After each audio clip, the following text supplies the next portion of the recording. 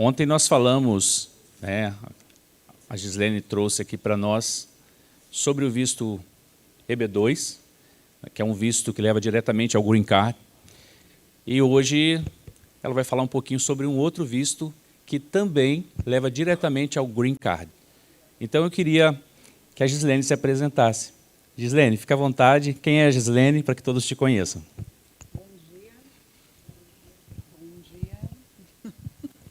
Bom dia. Agora sim. Bom, para quem não estava aqui ontem, eu sou Gislene, eu sou diretora operacional da Explore Immigration Law Firm. É uma empresa que faz imigração para os Estados Unidos. Eu trabalhei por mais de 20 anos no governo americano, no consulado americano em São Paulo, e imigrei para os Estados Unidos há 8 anos, quando eu já voltei na minha área, né? E desde então continuo a trabalhar com imigração, agora com a Explore. Perfeito. Gislene, ontem você elucidou muito bem aqui sobre o EB2, né, que é um visto que leva ao Green Card diretamente, e algumas pessoas, né, procuraram, agendaram reuniões, foi bem interessante, e acredito que as pessoas estão ansiosas para saber mais sobre esse tema. Só que a nomenclatura, existem nomenclaturas de vistos, né? E hoje você vai estar elucidando um pouco sobre o EB1. O que é o EB1? Você pode falar um pouco desse visto? O que seria o EB1? Ele leva diretamente ao Green Card? É isso mesmo, né?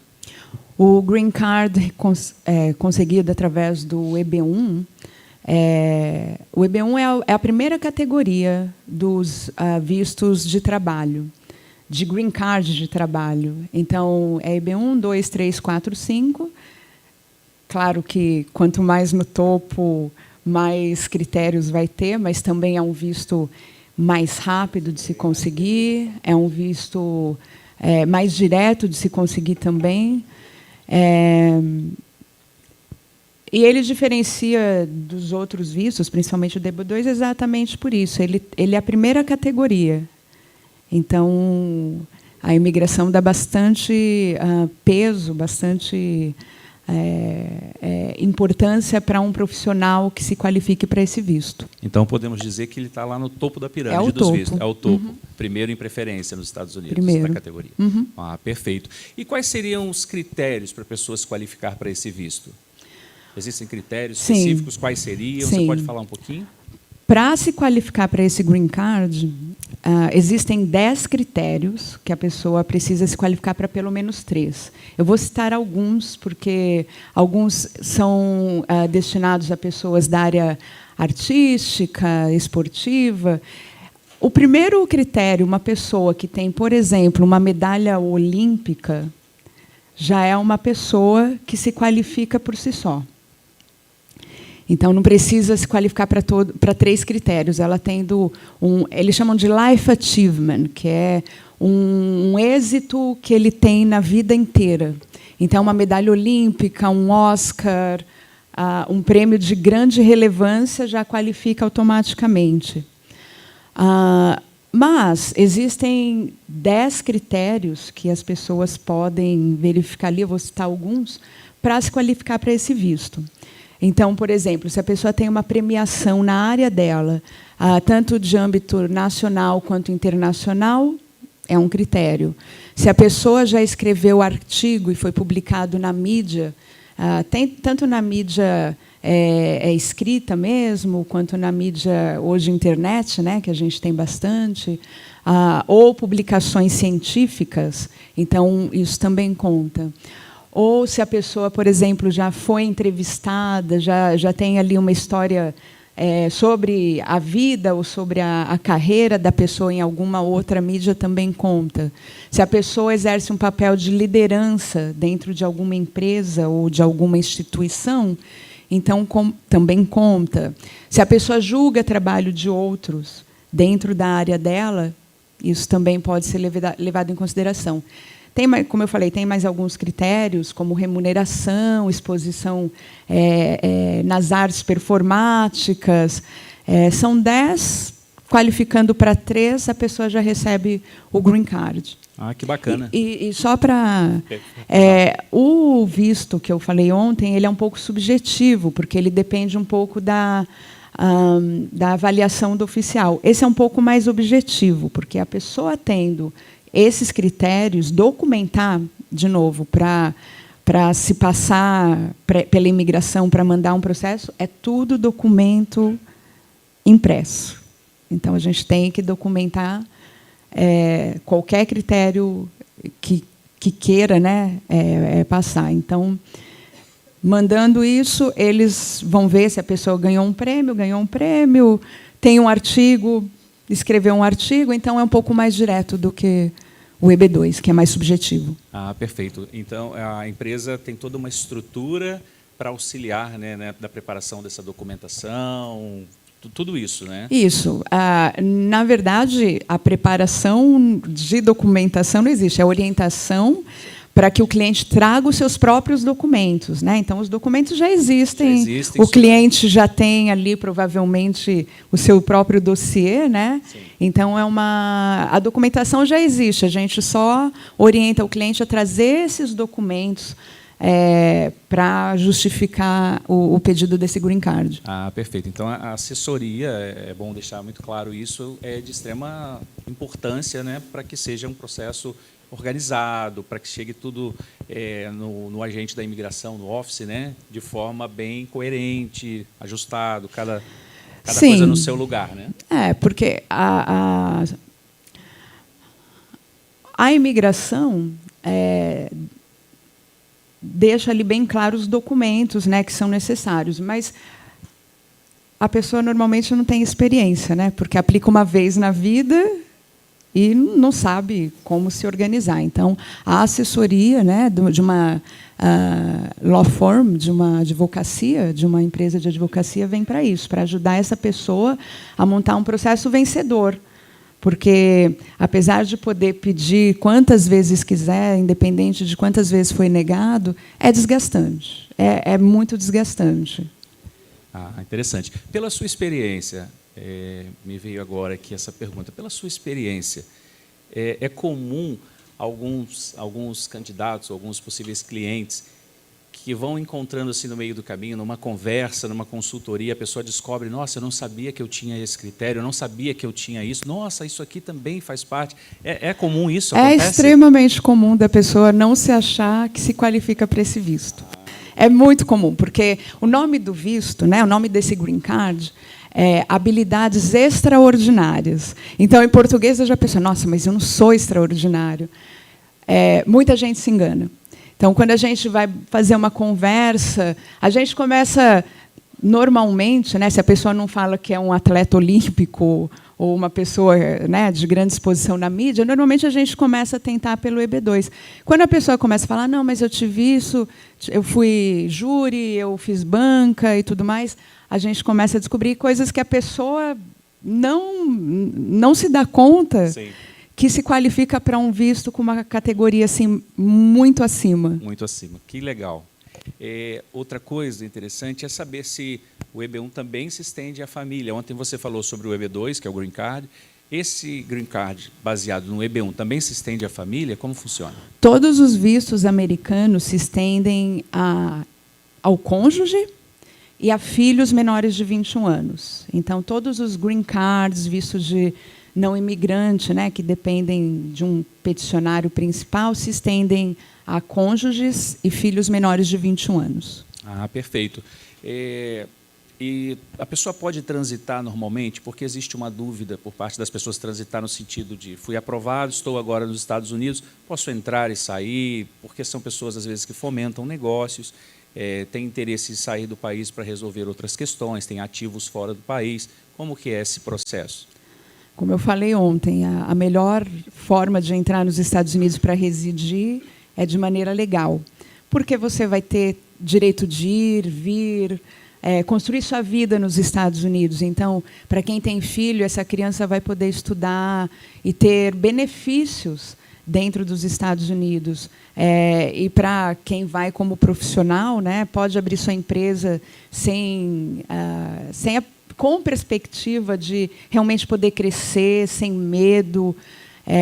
esposa também, ou esposo, né, que queira exercer sua profissão, mesmo que foi beneficiário, vai poder exercer normalmente nos Estados Unidos.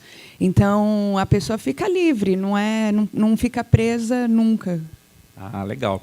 Falando um pouco agora sobre planejamento, eu sei que você mencionou ontem, e me parece que, pelo que você está falando, que a estrutura é parecida, né? Só muda ali o interesse de primeira preferência, segunda preferência. Mas falando um pouco ainda sobre o planejamento, para quem não pôde estar presente ontem, para quem nos assiste online também, tempo de processo. Quanto tempo, em média, dura esse processo?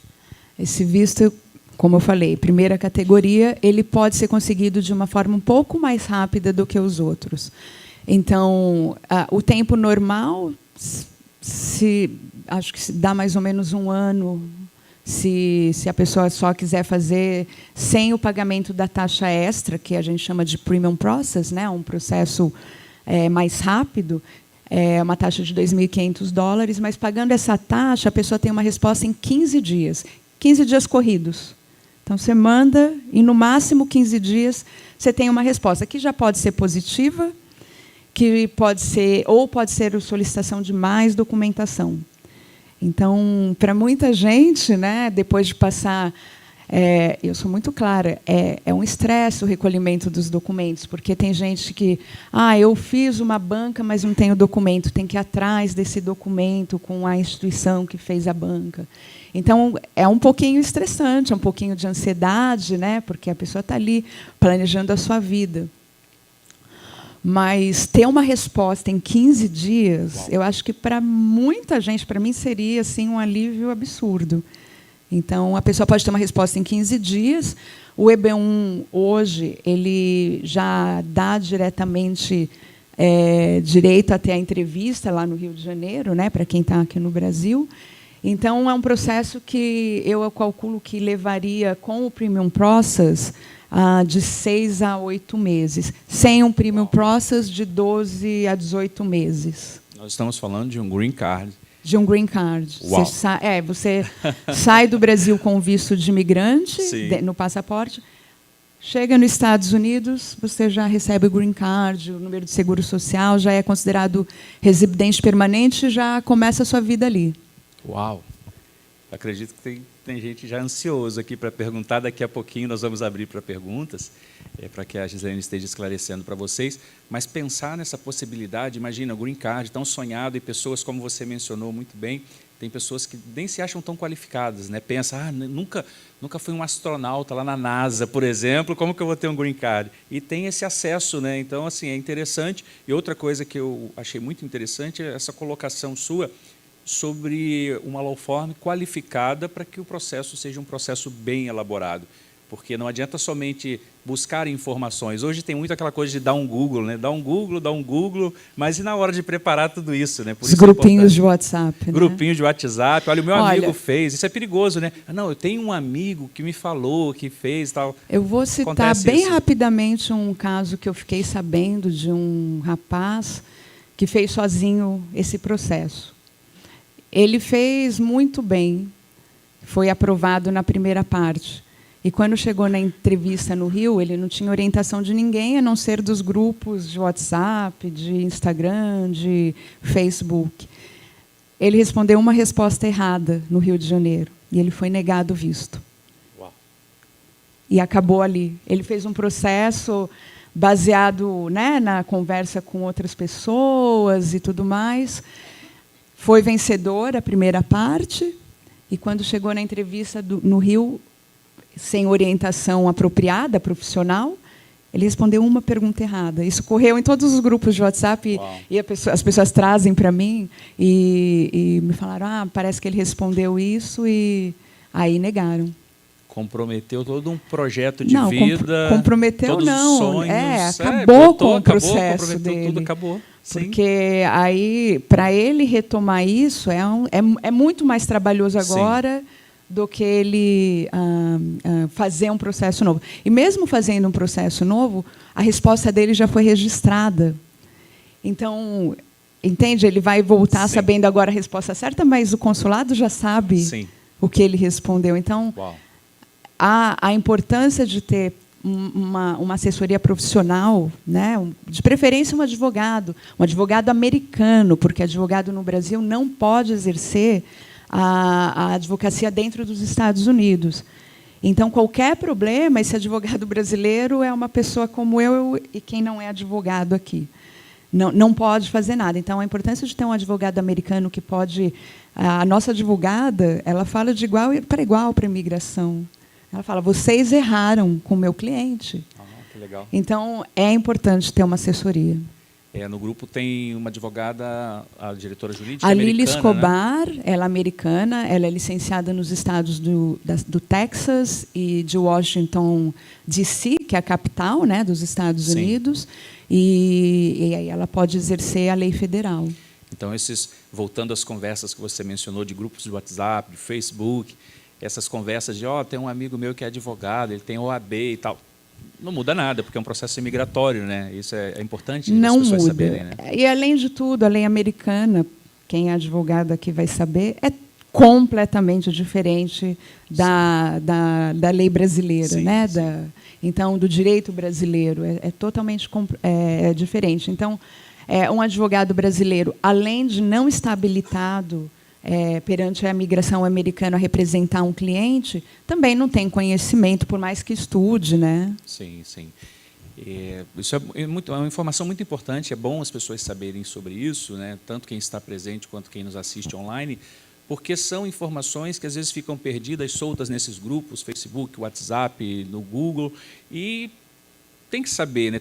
É um projeto de vida, é um sonho. Senão acontece o que aconteceu com essa pessoa que foi lá e anulou o projeto de vida dele, gerou uma expectativa, sim, passou no primeiro momento, no segundo ele foi lá e foi reprovado. Então, isso é muito importante. É o famoso, vou usar uma expressão, tomar a liberdade de usar uma expressão muito usada no Brasil, é aquele barato que sai caro, né? A pessoa quer economizar porque Exato. É o barato Ela que sai economizou os honorários do advogado, mas perdeu o projeto de uma vida inteira, sim, né?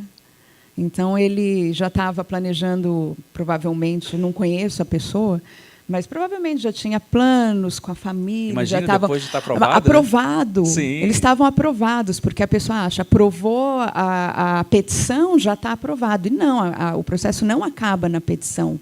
O processo vai além da petição. São fases, né? São duas fases, sim, né? Então, tem que ser aprovada nas duas. A pessoa aprovou aqui, relaxou, não tinha uma orientação adequada e acabou com o projeto de vida da família toda, e eu considero bem complicado agora a situação para ele reaver esse visto. Eu acredito que, assim, você vai concordar comigo e todos aqui vão concordar.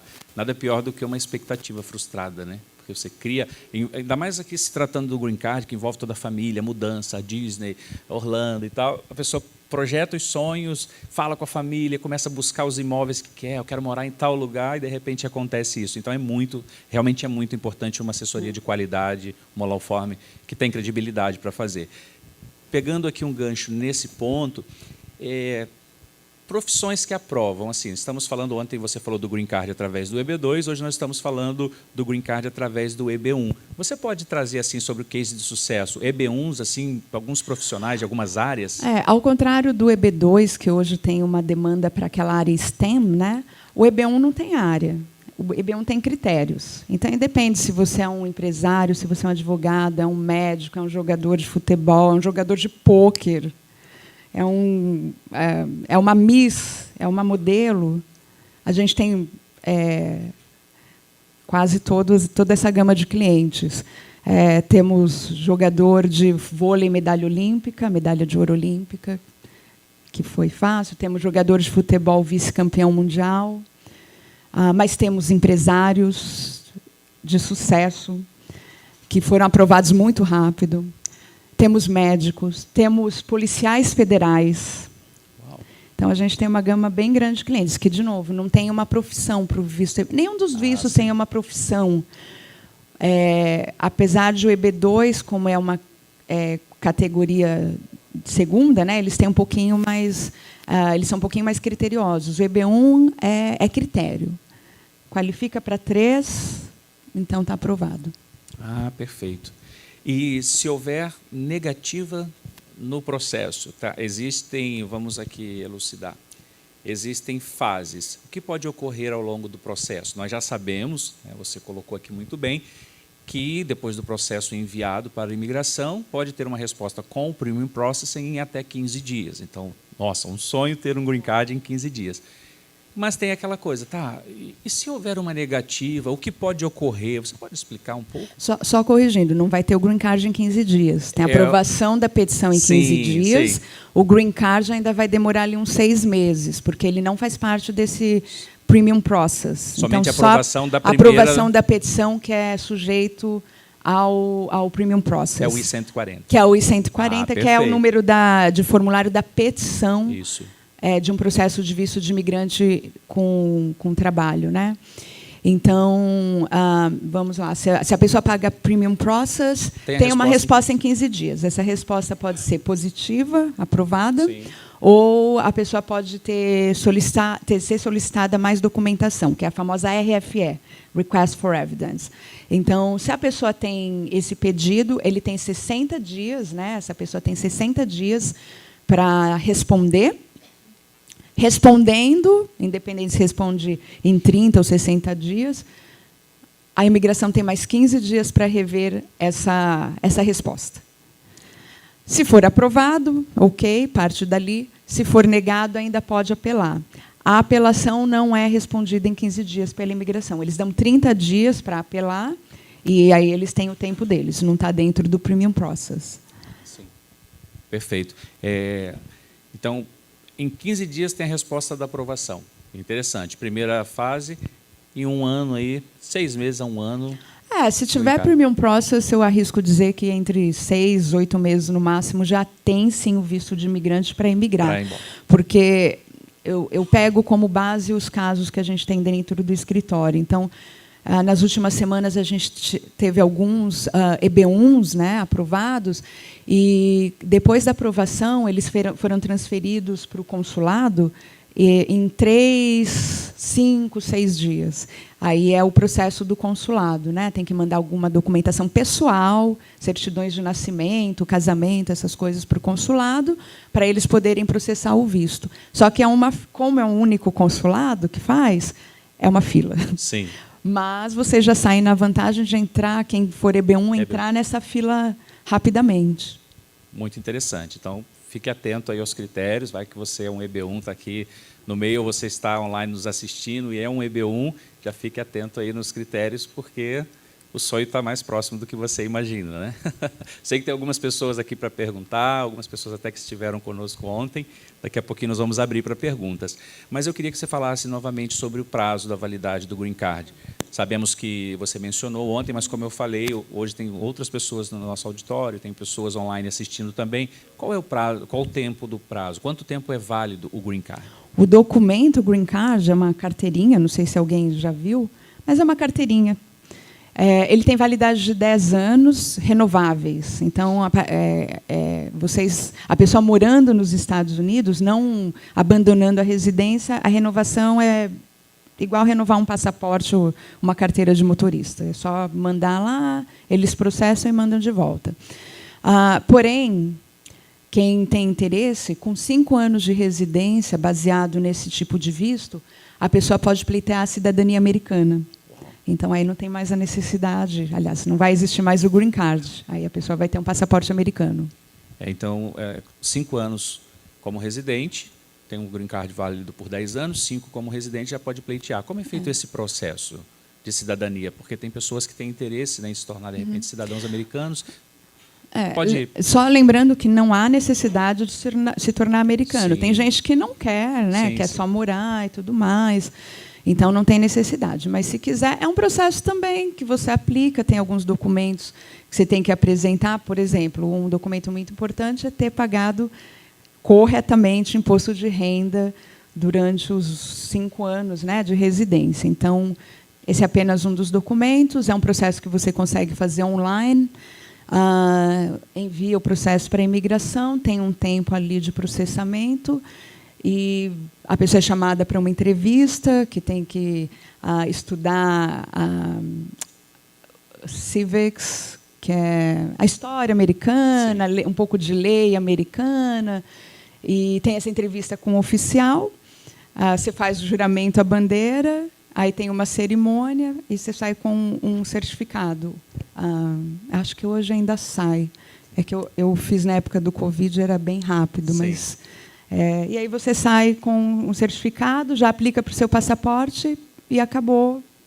Você é um cidadão americano como você é um cidadão brasileiro. Nós estamos diante de uma cidadã americana. E brasileira e também. brasileira, sim. Isso é bom. E a empresa também presta uma assessoria sim. Nesse sentido? A pessoa fez o caso conosco, ou de repente é um green card holder que fez o caso com outra empresa, Sim. se procurar os serviços da empresa, sim. presta assessoria também. Sim, cidadania, a gente faz quase tudo de imigração. Sim. Bacana, isso é muito bom. Eu creio que vocês querem fazer as perguntas, né?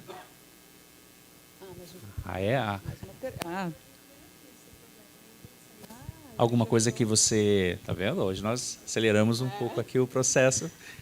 Gislene, fique à vontade. Algum tema que você acha importante, que você queria, ou algum conselho que você quer dar? Eu acho importante isso, tá? É algum conselho, porque assim, eu percebo uma ansiedade nas pessoas, de tipo, eu vou então assinar e quero ir para lá, já vou com visto de turista e vou fazer um ajuste de status no meio do caminho, sabe? Eu quero estar logo nos Estados Unidos, eu tenho esse sonho. Você tem um conselho nesse sentido? Eu vou falar uma coisa que foi a primeira pergunta que a Clarinha me fez numa entrevista que ela fez. Ela perguntou, qual a primeira coisa que a pessoa precisa ter para mudar para os Estados Unidos?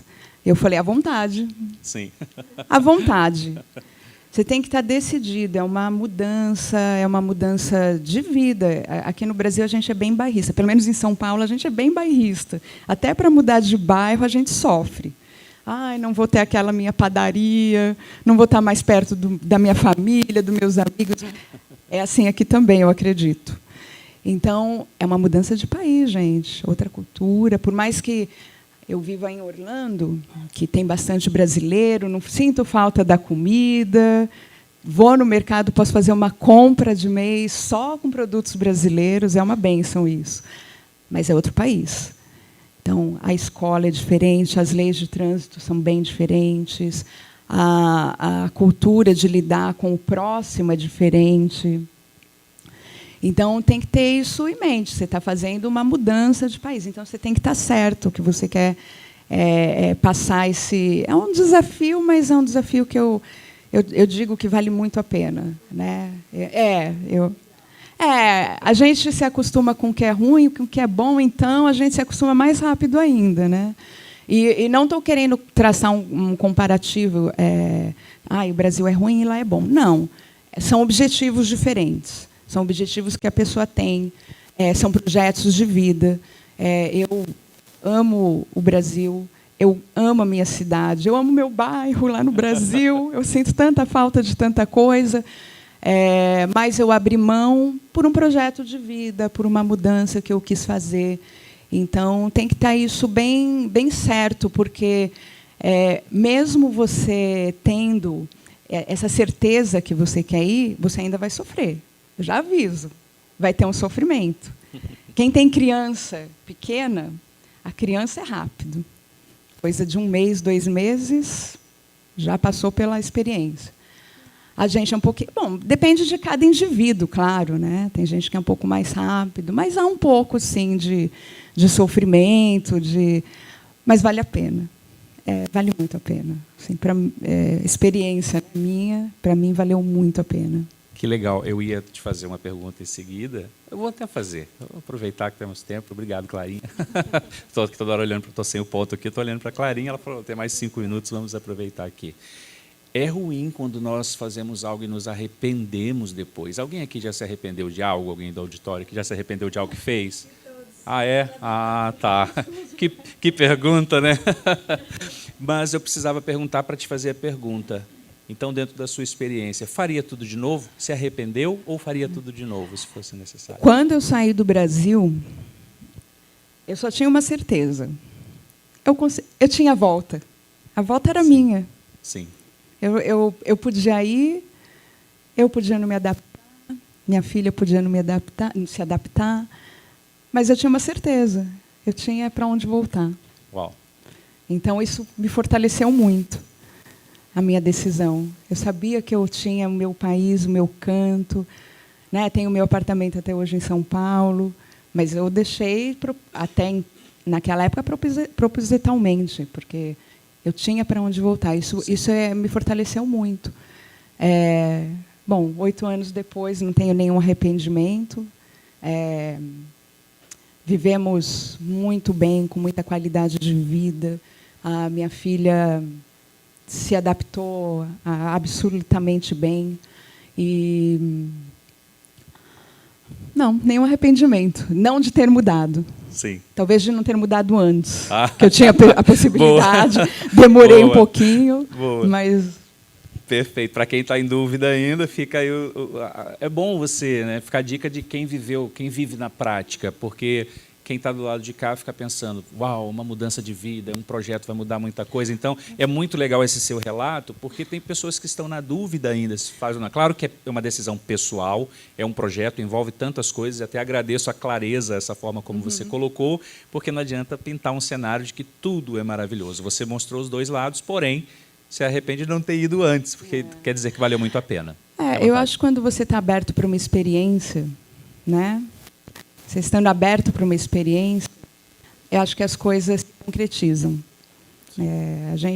Quando a gente vai com medo, não com medo, mas quando a gente vai pensando na negatividade, o Peter falou muita coisa sobre isso na palestra dele. Sim. Então, se você vai sem estar aberto a novas experiências, há sofrimento, pode haver arrependimento, e você não experimenta tudo de bom que esse mundo tem para oferecer.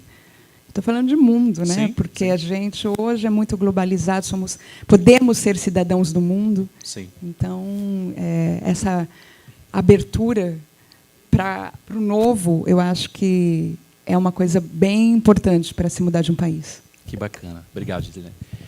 Queridos, fiquem à vontade, a Clarinha está aqui. Pode falar. Vamos abrir agora para as perguntas e eu vou fazer a primeira.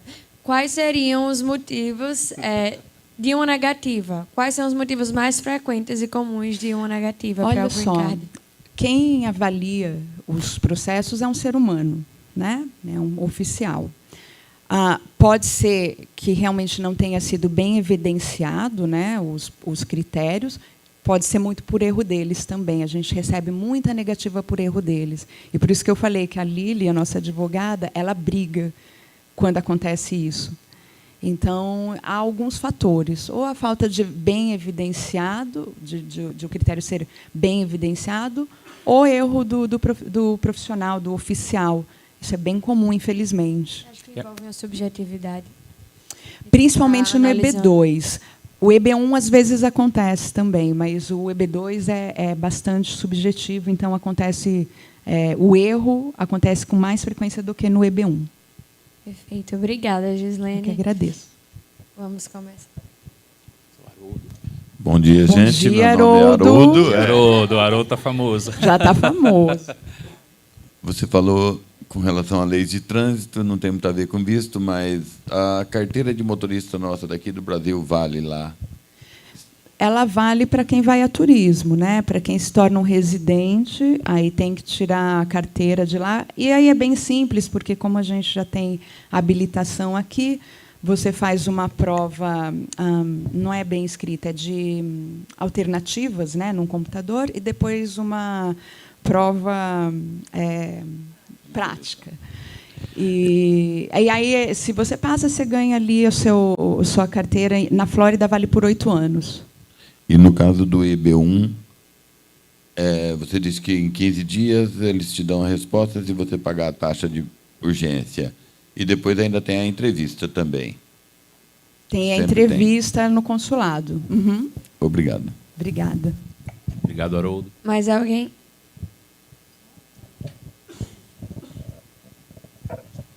Gislene, mediante essa, não sei se antiga ou nova lei, dos residentes há 5 anos lá, realmente está valendo? Não entendi qual é a pergunta. Não, porque você falou que pessoas que residem lá Até 5 anos. Para se tornar cidadão americano, é uma lei que sempre existiu. Uma pessoa com green card, depois de residir 5 anos, com essa categoria de visto, pode pleitear a Sim, cidadania. mas sem ter o green card. Eu estou me referindo Não, a sem ter o green sem card nada. não pode nem morar lá, né? não tem como.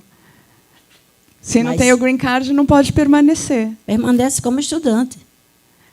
Não, mas aí... Bom, pode estudar por 5 anos, mas Não, não porque- vale a lei de cidadania. Não, porque tem Cidadania gente só- que mora lá 8 anos e não tem a cidadania ainda. Isso, porque não tem o green card. É Entendeu? só para quem tem o green card. Ok. Obrigada. Obrigada. E mesmo, reiterando, mesmo o green card é válido por 10 anos, como você falou, né? Então, a pessoa pode residir e, com 5 anos residindo, aplicar para a cidadania opcional ou permanecer morando os 10 anos, como ela falou, e revalidar o seu green card daqui a 10 anos, por mais 10 e mais 10, ele é renovável. Ok? Obrigado pela participação. Obrigada. Bom dia, Ribeiro. Bom dia. A Clarinha perguntou aqui, há algum barrismo, como você falou que há erro dos oficiais, há algum barrismo com os brasileiros, quando vai pedir o green card? Outra coisa, o green card, quando você tem o green card e a cidadania, você tem as mesmas garantias do cidadão americano?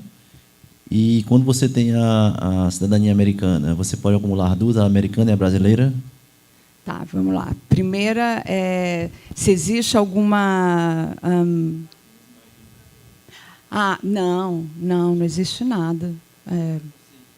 Não, que eu tenha sentido, nunca. Existe, por parte de algumas pessoas, talvez, algum preconceito contra pessoas que ficam lá sem status. Isso existe de fato, independente... Que esteja ilegal. Independe da nacionalidade, tá? Então, não tem nada contra brasileiro. Nunca sofri zero tipo de preconceito. Tenho muitos amigos americanos de todas as cores, religiões. Nunca sofri nada. A segunda pergunta, que eu já esqueci. Pode só reformular? Faz a segunda e depois a terceira. Os mesmos direitos. Sim, a única coisa que uma pessoa que tem o green card não pode é votar e concorrer a cargos públicos federais. Então, só americano pode votar e ser funcionário público federal. Estadual pode. Oi? Estadual e municipal pode. Estadual e municipal pode. Pode. Não votar, só trabalhar, só cargo. E a terceira pergunta? Terceiro, se você tem a cidadania, você pode acumular você pode a ter cidadania brasileira e americana. Olha, a Constituição brasileira diz que, quando uma pessoa se naturaliza, ela perderia a brasileira. Efetivamente, isso não acontece, mas já vi casos de uma pessoa que cometeu um crime nos Estados Unidos, ela tinha as duas cidadanias, ela cometeu o crime nos Estados Unidos, fugiu para o Brasil achando que não ia ser extraditada, e aí o Brasil entendeu que, quando ela se tornou americana, ela perdeu a brasileira e extraditou a pessoa. Então, vai muito do que a necessidade na hora e de que a lei vai ser necessária na hora. Mas eu tenho as duas e continuo com as duas. Ok. Por favor. Bom dia. Pode se colocar de pé, por gentileza. Qual o nome da senhora? Eu sou inibida. Como? Silvia. Eu sou Silvia. inibida, eu queria ficar sentada mesmo, mas tudo bem. Inibida não é o nome dela. Sobre advogados, que a senhora falou, né? É tipo assim, para conseguir o advogado lá de fora, a gente tem facilidade aqui no nosso país? Nós temos nossa advogada. Você pode, se você contratar, você vai ser representada por ela. E qualquer empresa americana que você contrate para fazer esse pleito, você tem que ter certeza que tem um advogado representando. Pronto, essa é a minha dúvida. É o que Obrigada. ela havia até mencionado isso, né, Gislene? Porque a OAB do Brasil não tem nada a ver com as leis americanas. Então, você tem que ter matrícula no American Bar Association dos Estados Unidos. O advogado tem que estar certificado nos Estados Unidos da América para representar um cliente. Bom dia, Bom Mirielle. dia. Você já me conhece. Já William me conhecemos. conhece, é bom. Então, foi dito, né, que o EB2 ele tem critérios mais abrangentes, né, assim, é mais amplo, digamos assim. O EB1 ele tem específicos. Né? Você consegue citar para a gente esses critérios específicos do EB1? Sim, eu citei, mas você pode, reconhecimento, não, receber uma premiação na área, ter escrito algum artigo dentro da sua área, ou ter alguma mídia feita sobre a sua profissão, sobre a sua experiência, julgar papel de outras pessoas dentro da sua área, papel de liderança em alguma instituição dentro da sua área, remuneração acima da média dentro da sua área. Esses são alguns dos critérios. Mas, se você quiser, depois a gente pode passar, o William pode passar com você os critérios. Mais alguém para encerrar? Ok, então estamos Obrigada, ok. bom dia. Nós agradecemos, estamos à disposição. A Gislene vai estar ali, se você quiser marcar um horário para tirar as suas dúvidas agora, porque fica mais abrangente, poder colocar tudo no papel, te prestar ali uma primeira consultoria. Muito obrigado a todos. Obrigada e bom dia. Salva de palmas aí, aplausos para a Gislene, para vocês também. Muito obrigado.